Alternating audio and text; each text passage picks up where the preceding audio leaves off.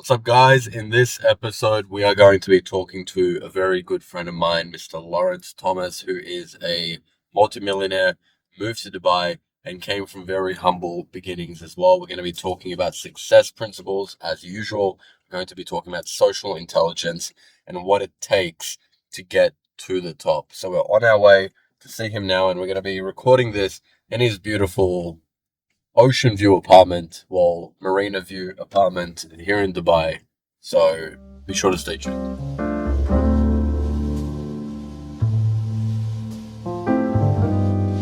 Waters. Yeah. It often. You told me the story for the first time, literally a couple of nights ago while we were having cigars. And I didn't know that about you, how you went from working with your father in his company, in his cleaning company in England, Yeah. to what you're doing now. So do you mind recounting that story to the guys? Sure. So, left university, didn't finish uni, Dropped out. dropout, horrible dropout. Classic. And started, my dad owns a cleaning company, started cleaning, and then kind of moved up the ranks, was interested in marketing, always have been. That's what I went to university for, didn't learn anything. You went to uni to study marketing, right? Yeah. But you didn't learn anything I about didn't it. learn anything. And one moment really sticks out in my mind about university is we were in this lecture theatre. There was maybe like 200 people in the room learning from the lecturer. And he was teaching us, I can't remember what, but I was really nervous to do so, but put my hand up and said, like, what business do you own? This was not like a trick question at all. I genuinely thought he must own a business. Yeah. Teaching me about business. And he says, I don't own a business. I said, okay, what business did you own? And he said, I've never owned a business. I said, so you never run a business? And he was like, no. And it just made me think, what the hell am I doing? That's confusing. Yeah. Why am I learning from somebody about how to run a business when he's never done that thing? And it didn't help that I got awful grades as well. That made me make that decision. Well, you weren't invested. I wasn't invested. No, Yeah. absolutely not. But yeah, so back to the story. Picked up a book about marketing, learned more from that one book than I did in 2 years at university, and got hooked about pay-per-click, how all of that works, Facebook advertising, landing pages. It was very practical. Yeah, very practical, and just really went down a rabbit hole of how to do online marketing. And I was very fortunate that my dad was very supportive in letting me learn, and he was investing into my knowledge as much as possible because it helped the family company. Right. Started franchising the business, and my role was to grow the franchisees. It was to find new franchisees, and then when we had them, it was to grow their businesses. So without really realizing, I was running a marketing agency within the company, and I had all these clients that were our franchisees, and just the natural progression led me. We exited the franchise and the core cleaning business as well, and it was just a natural progression to. You guys sold that business? Sold the business. Wow. So it got to the point where it was profitable enough to be sold. Yeah. It was a couple of things. COVID accelerated it as well. Going into people's homes, for example, was not easy to do back then. So it took a bit of a hit. The company did, and our franchisees companies as well. And a few other things that just led us to sell. But that was a cool experience going down that route. And yeah, that's what ultimately led me to be able to start up a marketing agency without the steep learning curve of going from something completely different to. That's true. Agency. But it still is completely different in the sense that now you're starting your own company. For sure. And going to people cold, or maybe you knew some people as well, to start offering your services. Yeah. And This is the Mind's Eye Status podcast. So it's a communication-based podcast as a communication coach. Yeah. A lot of the people who listen to this are interested in not only improving their communication skills, but also their general confidence, personal development, and achieving goals, becoming, as simple as it sounds, becoming the best versions of themselves possible. So I do want to ask you a little bit about that side of things, like the social intelligence side of things. Yeah. And when you take the leap to start your own business, I believe, and I want to hear your thoughts on this, I believe that it's the same muscle that you're training when you step out of your comfort zone to improve your communication skills, to start a new relationship, build relationships, to move out of your home country, because you're taking a leap of faith. Yeah. You're facing uncertainty. So my question is, what did you learn about yourself when you decided to take that leap of faith? Good question. Yeah, I think everything is, when you step outside your comfort zone, you do learn an awful lot about yourself. And I think For sure. for me, I learned that I could handle stress a lot better than I thought, yeah. I used to watch my dad handle stress very, very well and think, I Okay. would never do that. And yeah, that was one thing, is ultimately nothing is as scary as you think it's going to be. The reality of what's, on the horizon is never as scary as you think it is. And throughout my life, from starting my business in the UK, I've done a lot of things that a lot of people think are scary, that after doing them, in hindsight, are nowhere near as big as you think. So, like, for example, I moved from the UK, obviously started my business. That's a big thing for a lot of people. I moved from the UK to New Zealand. Other side of the world, couldn't really be much of a bigger move. Yeah, it's true. Really wasn't that big a deal, Right. Yeah, it's a bit different for a few months, and then you kind of slot into life and it just works itself out. And then moving from New Zealand to Dubai was so easy, but moving from the UK to New Zealand, I thought it was going to be like my world was over. My life. So moving from New Zealand to Dubai was easy because you already had proven that to I yourself. understood that it's not a big deal. Yeah. I actually moved to Dubai without ever visiting. I just Same here. turned up. People don't get that. Yeah. A lot of people are shocked when they hear that. Yeah. I mean, you still wake up when you move to New Zealand, literally the next morning or the morning after, you still wake up, you still have your coffee, you still have a shower, you're still with yourself. Yeah. And that's so true, because I always say this, things are always much more difficult in theory, Yeah. much more scary in theory. Mm-hmm. So you prove to yourself that, first of all, it's not as scary as I thought it would be. Secondly, I can handle it and I can do it. Yeah. So you built that self-trust. Yeah, for sure. I think the ability to not overthink things has really helped me. And I don't need to overthink them anymore, because I understand that the action is never as scary as you think it's going to be. Yeah. So I'm now able to make decisions with a lot more ease, a lot quicker, without the overthinking, without the thought process, without the pro and cons list. Things just, and that's why I think I'm quite laid back, and I hear that a lot. I'm happy to kind of go with the flow, because whatever happens, I think I'm going to be okay. You're going to be okay. Yeah. And you've proven that to yourself. Yeah. So now when you have a big decision in front of you, like recently, pretty much shutting down the marketing agency and going all in your tech product. Yeah. The reason why that is easy, I'm assuming, is because you've already proven to yourself that when you take the leap of faith, when you face uncertainty, you can handle it. So it has a compounding effect. For sure. I really believe that. Yeah, you're just building confidence, basically. Exactly. Yeah. Yeah. And self-trust. Yeah. Which ties into confidence. Yeah. For sure. And how has networking and meeting new people, whether it's clients or business collaborations, mentors, even friendships. Yeah. And by the way, quick shout out to you, Laurence, for opening your home for us, for doing this podcast. It's really, really cool doing this in this relaxed environment. How has networking and relationships impacted not only your business, but your personal growth over the past 5 years? Yeah.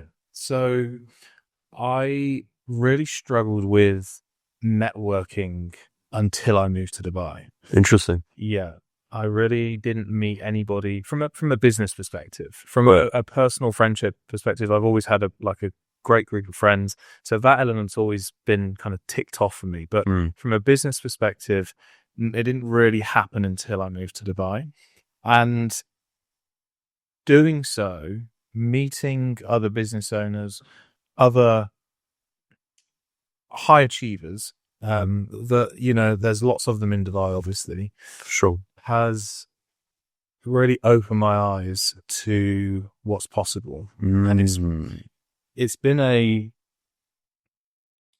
strange because you see these people, you see all their achievements, and it drives you to do more. And at the same time, when you meet these people, you realize that they're no different from... They're normal. They're just normal people. And it gives you that confidence that if they can do it, I can do it. And not just me, but anybody.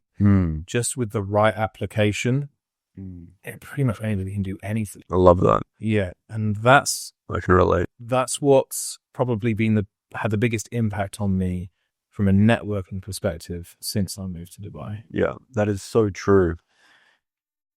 I'll link your socials below this, and you guys should definitely subscribe to Laurence's YouTube channel because I still watch it to this day. And there was one video that had a huge impact on me a few months ago. I forgot the name of the video, the title, but something that you said was, in order to achieve the next level of success, the next level of your life, you have to normalize the abnormal. Normalize the abnormal. That phrase has been tattooed in my mind because that's exactly what it is. That's what happens. And you don't need to move to Dubai to do that. No. I preach this all the time.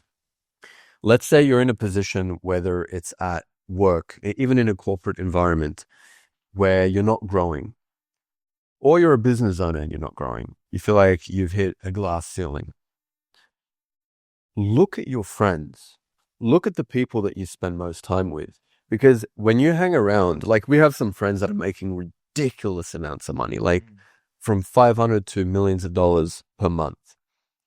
When you sit with them and you realize that these are just regular human beings, it demystifies it in your mind. It normalizes it when you realize, this guy's not a genius. I mean, sure, a lot of them are smart, but I've met a lot of very not smart entrepreneurs who are very, very successful, super successful, and they just seem like regular Joes. Yeah. But what they do differently is in the subtleties of their action, their attitude, and their confidence. And when you spend time with these people, I mean, it's almost becomes such a cliche. Your network becomes your net worth. But I really don't think enough people take that seriously because I see a lot of people who I grew up with in Australia, for example, who are still hanging around the same people when they have these big dreams. And it's like, no wonder that you're in the same position because you're still hanging out with this other person who, even if they're in a 9-to-5, they've been in the same position for years and years. So it's something that, again, it sounds cliche, but not enough people actually followed through with it. So that's really interesting. And how have your communication skills personally evolved over time, especially since moving to Dubai?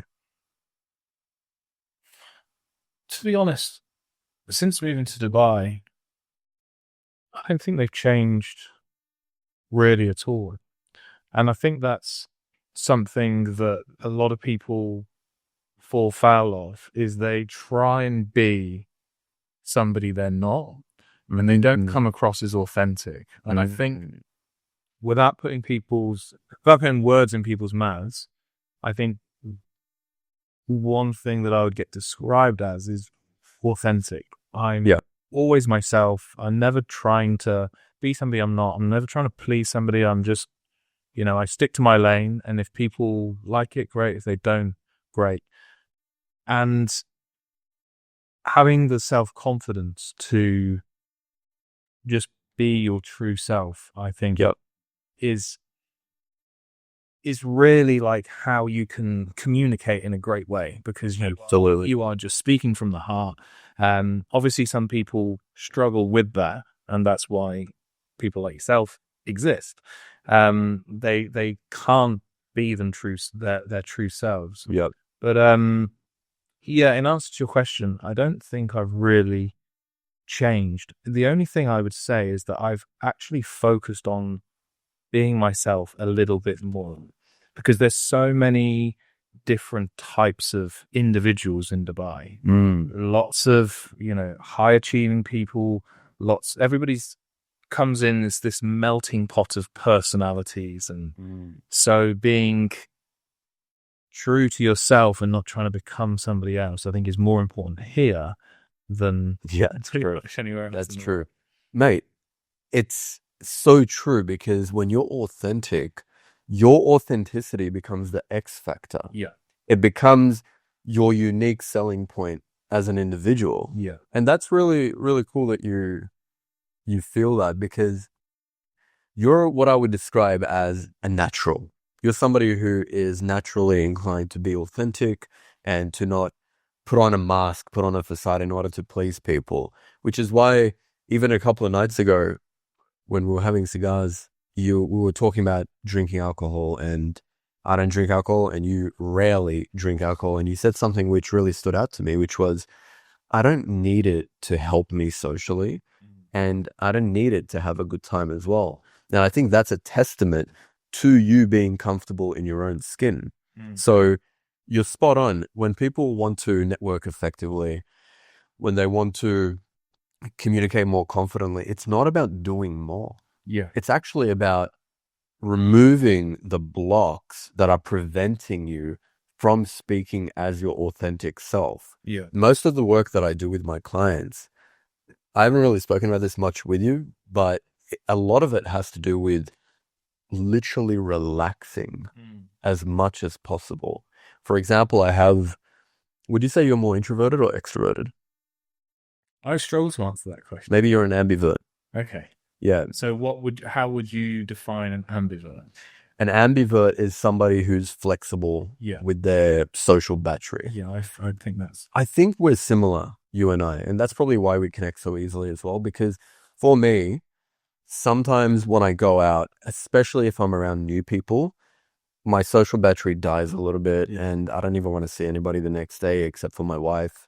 Yeah. But there are sometimes, like literally 2 nights ago, where it's the 3 of us and we had a conversation that lasted 3 hours. Yeah. So it really depends on the company and on your mood as well. Maybe one day you just really focus. So that's kind of what an ambivert is. Yeah. Make sense? Yeah, that's definitely me, for sure. If I'm around close friends, I'll act like a clown. If I'm around new people, kind of a little chilling out.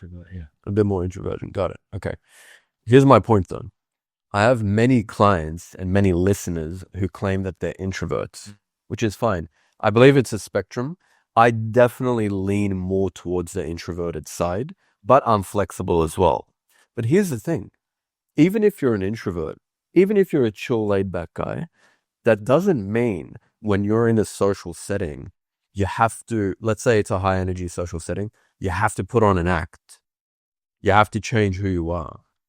My philosophy is, even if you don't like talking too much, you don't like being the loudest person in the room, you can sit back, kind of like this, just relax body language, and just speak up when you have something to say, not because you feel like you should fill the void and speak more than necessary. Speak only as much as is necessary. Yeah. Because otherwise you're forcing it, and it's something that is not authentic because you're putting on an act. On the flip side, if you're very introverted and socially anxious, at that point, I would say do speak up more than you do, simply to train that muscle. Yeah. But I think as well, some people, they associate the amount they speak with the value that they provide. They think that they're directly correlated when they're not. So true. Sometimes it's great to sit down with somebody that listens. Everybody wants to talk and talk about themselves. So having that person that listens and chooses their words carefully is a valuable asset in a conversation, out for dinner, whatever it may be. Absolutely. So I think, there's this misconception that you've got to bring energy and words and everything. Do more. Yeah, and it's definitely true. All right, let me ask you for your opinion on, and I don't know if you thought about this. I assume you haven't really thought about this much, but it's something I'm very curious about. When you meet somebody new for the first time, what traits do you not even necessarily look for, but what traits are you drawn to that make you want to spend more time with somebody? And what traits make you not want to spend time with somebody? Humor is definitely a thing for me. Me too. Yeah. Same thing. If somebody, It's one of my top ones. yeah, if somebody's funny, I'm like drawn to them. Yep. If somebody's a little bit different, I'm drawn to them. Yep. That uniqueness. Yeah, that uniqueness. Yeah. I would struggle to put into words the things that I try and avoid, but just the typical things that might put you off somebody, like being too assertive early on, too aggressive in a conversation.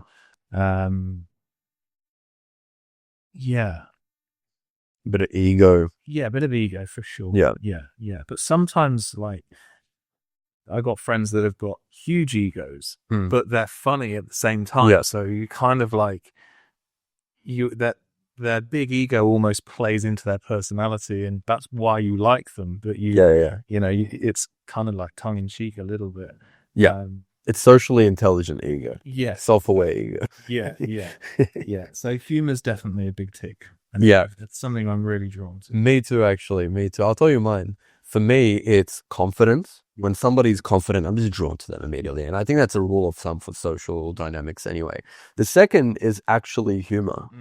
And the third is, in no particular order, the third is respect. Yeah. So as long as somebody has those three things, I have no reason not to spend more time.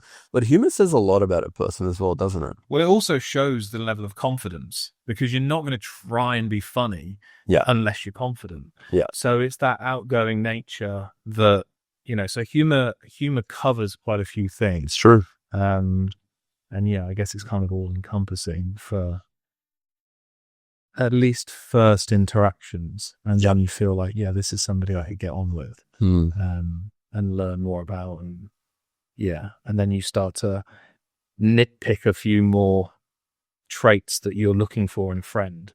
But confidence is a big one. That actually is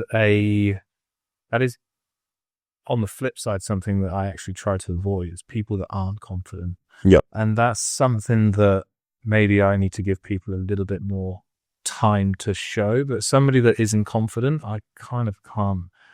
I don't want to invest in those relationships. They don't have to be.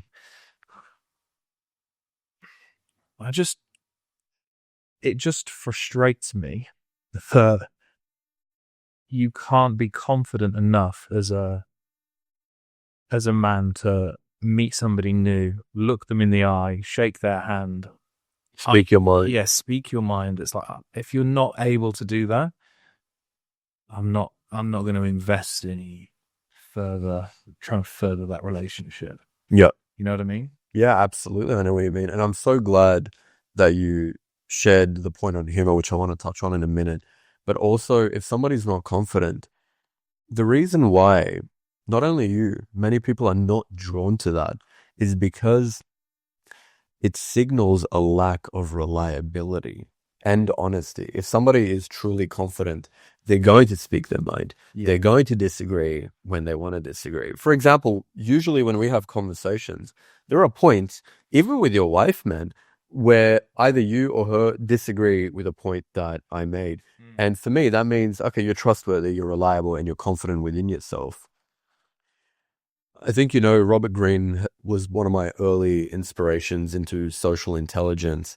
And there's a really interesting point that he makes in the 48 Laws of Power. I think you'll like this.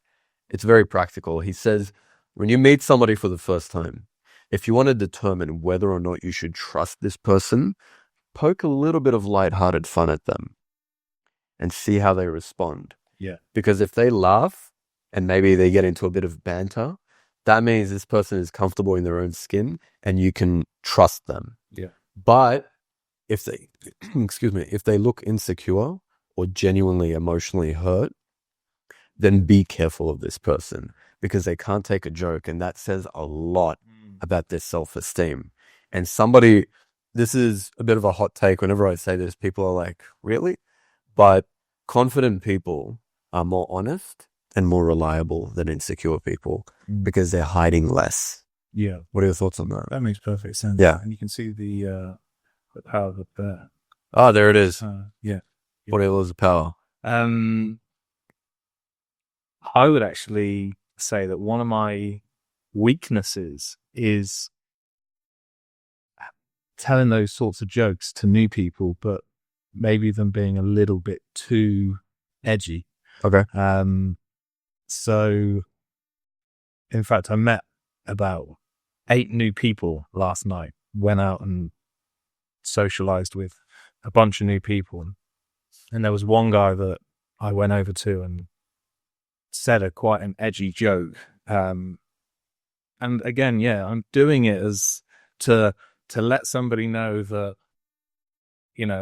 I like humor. Are you the same as me? Are you cool? Yeah. Cool. Are you going to react well to this? Because this is like a really quick, easy way to figure out if someone's the same as you. 100%. And yeah, the guy took it well and he laughed and he, again... Great first impression. Yeah, exactly. Yeah. Exactly. And he's the person out of all the people that I met last night that I, remember the most. Absolutely. I'm keen to spend more time with. Yep.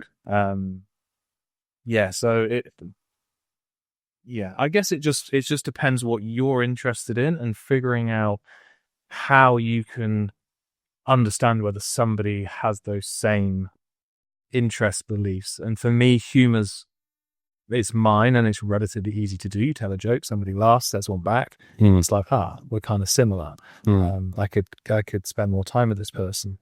So I guess it's just about understanding what your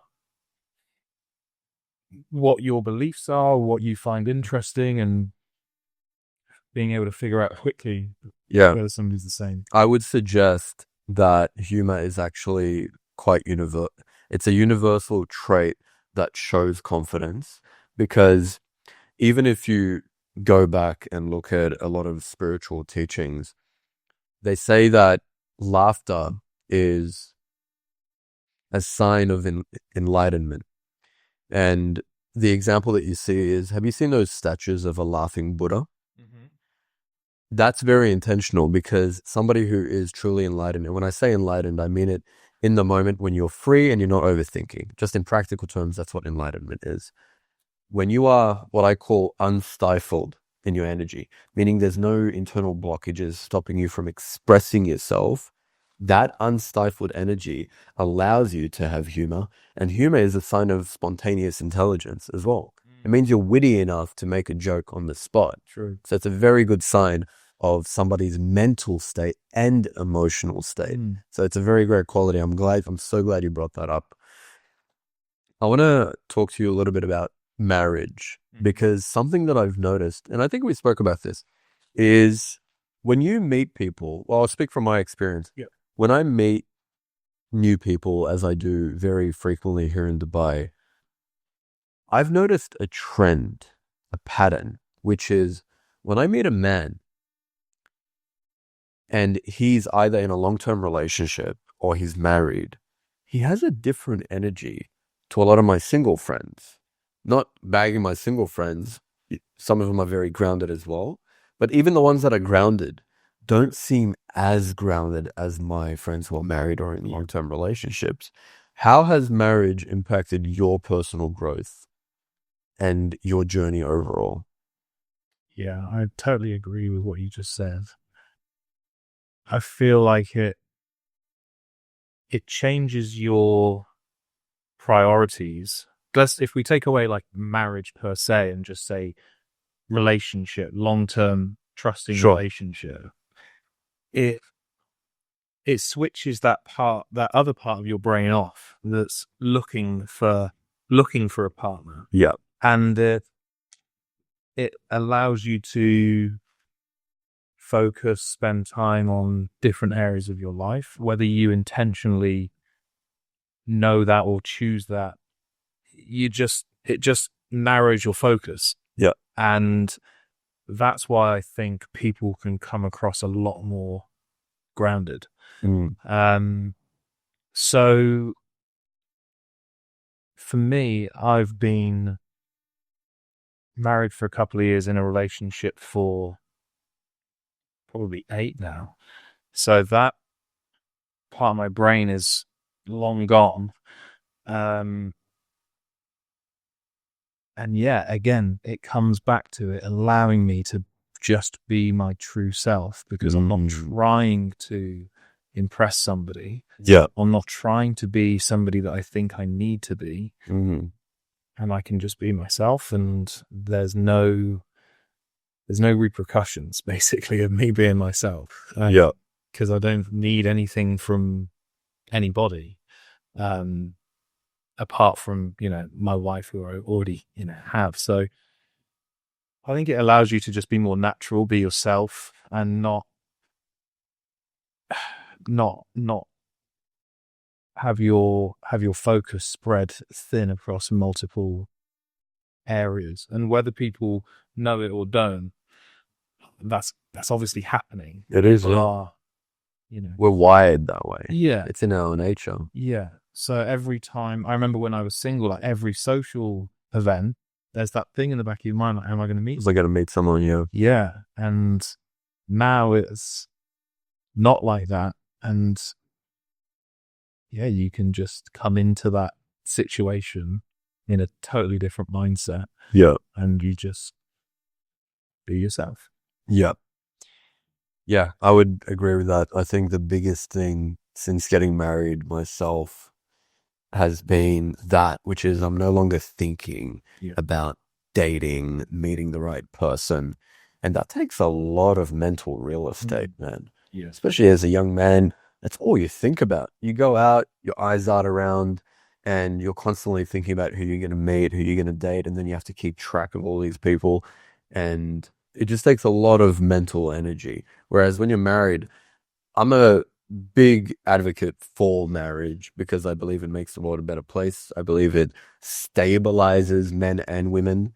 And even my wife, she says since she's been married, she feels so much calmer and more relaxed.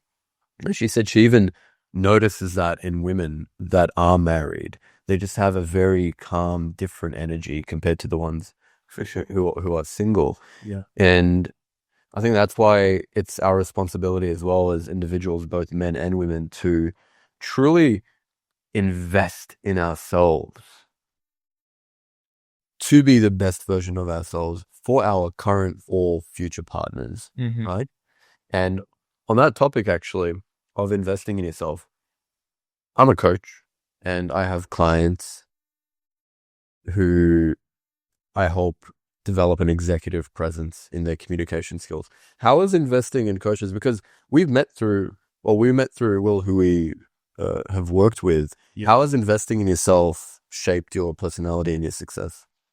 It's probably been the number one thing. Not, in fact, I removed the word probably. It's 100% been the biggest thing that's changed my life. Investing in myself.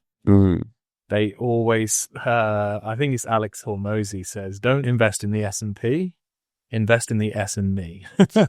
I like that. And the amount of, every time I invest in myself in any way, shape or form, it always comes back tenfold. Pays off, doesn't it? So much. And the beauty about investing in yourself is you are yourself for the next, it's what you carry. 50 years. Yeah. You're investing in yourself forever. Yeah. So the skills that you learn on day one are going to be with you for the rest of your life versus like, investing in something here and, it's here today, gone tomorrow.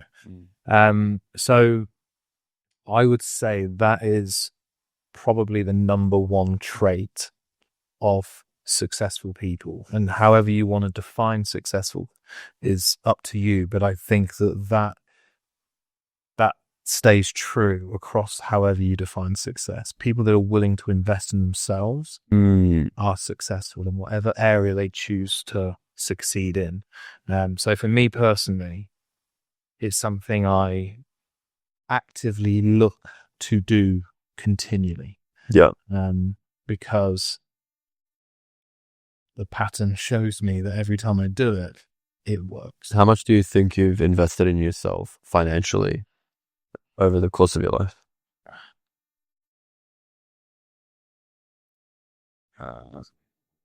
Maybe not loads, maybe £250,000, which is quite a lot. It's kind of... But not, yeah. So, masterminds add up. Yeah, they do, man. They They do. add up. But yeah, probably somewhere Wow. bigger. Wow. Okay, you beat me. Yeah. Because last year, I don't think I've shared this publicly, but last year I spent about $80,000, which was the most. Money. Yeah, it's a lot of money, but it paid off. Yeah. I ended up making more money. I ended up feeling happier and better. And apart from the actual technical knowledge that you learn in the courses and mentorships, what do you think are the benefits of investing in yourself outside of the knowledge? The tactics and the strategies. Yeah. So I feel like when you start that journey of investing in yourself, the benefits that you get are the tactics and the strategies. And then when you continue to invest in yourself, those investments become more about you as a person because you already know the tactics and strategies. You pay a smaller amount of money to learn those things. And then as you carry on investing, you're investing into yourself. Yep. Because you come to the realization that I don't really need to learn anything else. We actually had that conversation after the mastermind recently. Yep. Is that I've got everything I need. Yep. It's just about me as the person. Yep. So going back to your question, for me at least, it's about understanding the type of behaviors, the type of daily actions I need to do, the type of person I need to become in order to achieve the results I want to achieve. Got it. Makes sense. I would add something to that, and it's along the same line. When you invest in yourself, even for the first time, you are communicating to yourself, to the universe, to God, that I am worth investing in. Yeah. And your confidence goes through the roof. I can't tell you how many clients I've had. This is so interesting when I saw the pattern. I've had so many clients who joined my 3-month mastermind. And I swear to God, after the first week, before they even go through the program, they hit me up and they say, Shako, I can't believe what's happened. I feel so much more confident in meetings now. I feel so much more comfortable in my own skin. And I'm like, we haven't even got started.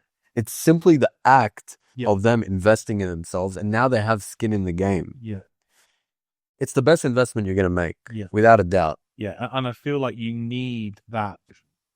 Like YouTube videos are great, but you need that feedback. You need that investment. Yeah. You need to put that skin in the game. Yeah. To show and tell yourself and the rest of the world that you're serious and that you are worthy of investing in. I think it is the number one hack in life. Yeah. Whatever you want to achieve, figure out somebody that's done it, pay them to understand how to do it. Follow their steps. It's like they've already gone down the path. It's so simple. It's so simple. It's obvious. I always say it's like being lost in a new town and you want to get from point A to point B and there's all these locals around and you just refuse to ask anybody how to get to that destination. It's a really good analogy. You just constantly spend all day wandering around. You just need to lift your head up and ask somebody and they'll tell you. Yeah. And those people exist in every area of life, Yeah. but nobody lifts their head up, zooms out of their current situation and thinks, how can I do this better, smarter, faster, more effectively, more efficiently? And that's what coaches are. Yeah. And there's the biggest hack to life. It is the biggest life hack. You're shortcutting the entire process. Yeah. And I'll admit, sometimes, frequently, I invest large amounts in coaches and programs simply because it acts as it's pressure I'm putting on myself, because it's like, I just paid this guy 10K. I better make the money back. Yeah. I better make this work. I better get results. So it does put that pressure when you have the skin in the game. I was messaging a coach on Instagram yesterday, and I said, like, I'm interested in working with you. And it was $500. And I was like, I can't invest in that because it's not enough money. It's too steep. It's genuinely too. What is a lyric? What type of coach? It was a mind. He's a very successful SaaS founder. Okay. And exited many SaaS companies. And I just messaged him saying, I want coaching. And he was like, yeah, here's my coaching. It's $500. Yeah. And it was to do with mindset and some tactical stuff. And I was like, I'm out. I'm not doing it. Did you tell him?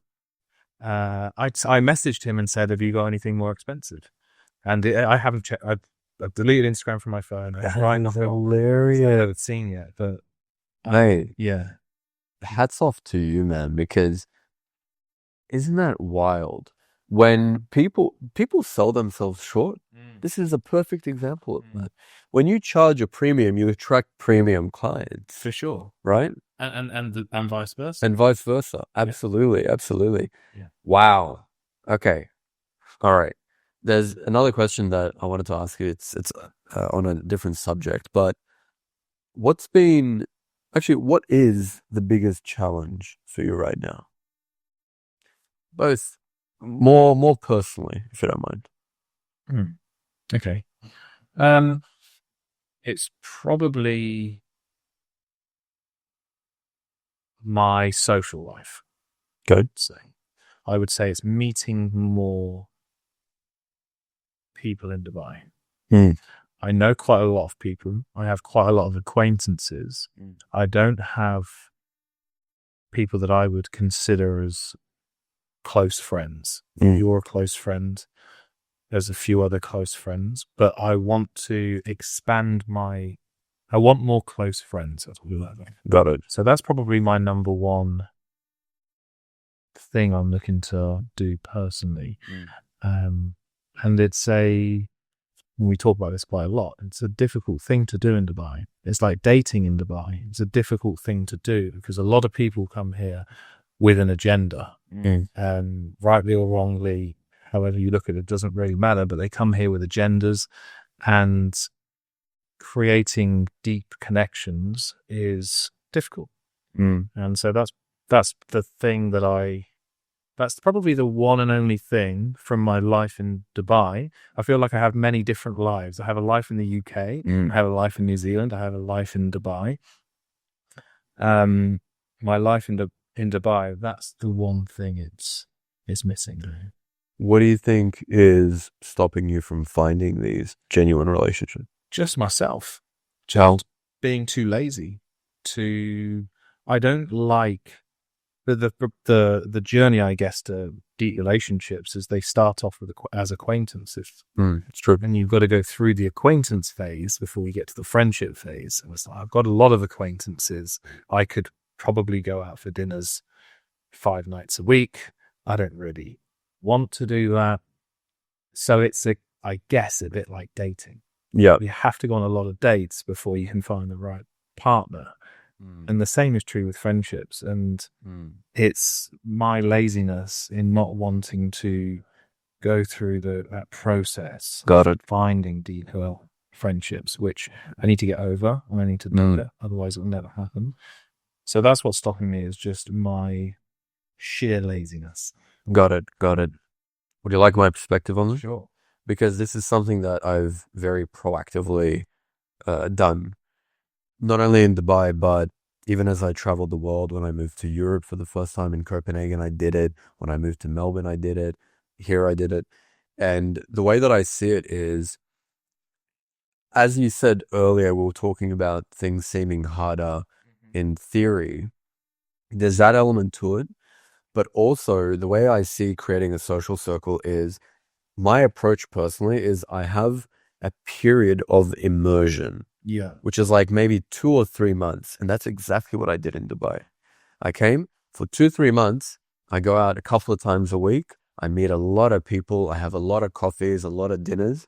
And that is usually enough time to find your tribe. That's how I met you, man. Yeah. Because I was like, let me meet Will. Let's go out. That's how I met you and a couple of other friends. And in 3 months, after meeting a lot of people, let's even say 2 months, if you're meeting a lot of people and you don't find a few decent people that you're really good friends with, then it's another issue. Yeah. Then it probably has to do with your communication skills, which I don't think is going to be a problem for you.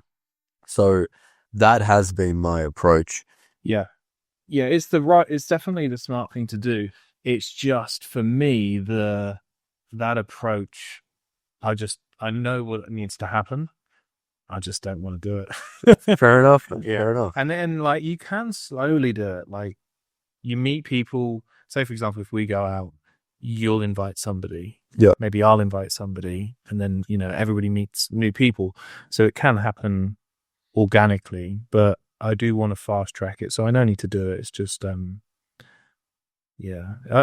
I feel like, as entrepreneurs, I work from home. There's an element of me that wants to go out and socialize, but I want to do it with people that I'm comfortable around, and I don't have to, I don't have to, be on my best form. So I can have a long day at work, and then maybe go out for a cigar with you, and it's relaxing as opposed to like going on a first date. Yeah, I know exactly what you mean. Yeah, 100%. Fair enough. Okay, interesting. Thanks for sharing that. And what are you most proud of in yourself? In myself, I'm most proud of being myself, of being very confident in my own skin, I guess. Not feeling the need to be somebody else. Love it. What about you? Thank you for boomeranging that back at me. What am I most proud of? I would say my consistency in relentlessly becoming the better and better and better version of myself, day by day, year by year. Yeah, nice. Looking back, you can probably relate to this. Looking back a year ago, I was a completely different person. Yeah. 2 years ago, completely different person. Every year. And to me, it's actually a bit scary when I even think of the possibility of staying the same. Yeah. Even in 6 months from now, if I'm the same person I am today, to me, that's a failure. Yeah. That's my personal definition of a failure. When did you start evolving? Because for me, at least, I feel like I was the same person for 28 years. And then started to change. So when was that start of change for you? It's funny because I think we spoke about this the other night. The male brain, it stops developing at 25 years old or something. I think it was around that time. It was around 25 years old where my brain felt like it was working at full capacity, and I switched on. And that's when I started reading all these books that you have in your living room here on personal development, even the Grant Cardones, Tony Robbins, Robert Greens. When I really got introduced to the world of personal development, and it's like peeking behind the curtain, right? You see the potential and the opportunity that's out there. At that point, I couldn't ignore it. I don't know if, Yeah. yeah, Exactly the same. yeah. There's, You know what I mean? there's too much of an opportunity here not to act on it. Exactly. Yeah. And before your eyes are closed off to any of that, and then when they're opened, you can't close them again. Yeah. You have to. You can't ignore it. Yeah. You can't ignore all this potential. Yeah. So I would say since 24, 25, it's been consistent, relentless personal development. Yeah. Again, the best investment in the world. For sure. Yeah. Yeah. Right in yourself.